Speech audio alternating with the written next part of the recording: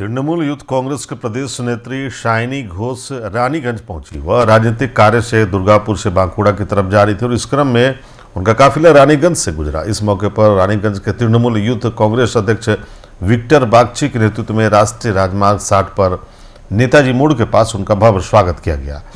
इस मौके पर बड़ी संख्या में तृणमूल यूथ कांग्रेस के रानीगंज कार्यकर्ता उपस्थित थे।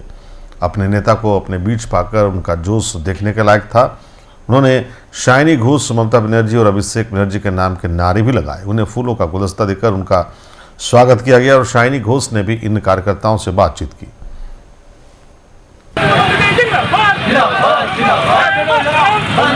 আমাদের রাজ্যের সভানেত্রী তৃণমূল যুব কংগ্রেসের পশ্চিমবঙ্গ প্রদেশ কংগ্রেসের সভাপতি শাইনি ঘোষ মহাশয়া বাঁকুড়া যাচ্ছেন নিজস্ব কর্মসূচির দরুন, রাজনৈতিক বা সাংগঠনিক।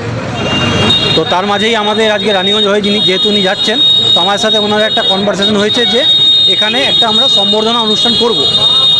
তাই আজকে আমাদের রানীগঞ্জ ব্লক তৃণমূল যুব কংগ্রেসের পক্ষ থেকে এখানে একটা জমায়েত হয়েছে। তাকে ফুল, পুষ্পস্তবক এবং উত্তরীয় পরিয়ে সম্বর্ধনা দিয়ে আমরা এখান থেকে বাঁকুড়ার উদ্দেশ্যে রওনা করব। আমি খুবই আনন্দিত, খুবই খুশি হয়েছি। আচ্ছা দিদি, যে এই রাস্তা দিয়ে দীর্ঘক্ষণ ধরে আপনারা অপেক্ষায় দাঁড়িয়েছিলেন, আমি তো বেলা 1টার থেকে দাঁড়িয়ে আছি, তার উপহার আমি পেয়েও গেছি। হ্যাঁ, দিদি তো দাঁড়ালো না তো? দিদি দাঁড়ালো না, ঠিক আমার সঙ্গে তো দিদি দেখা হয়ে গেছে।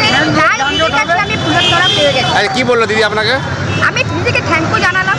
দিদি আপনাকে কি বললো? আমাকে বললো, এই না ফুলের তোড়াটা ধরো। কি নাম?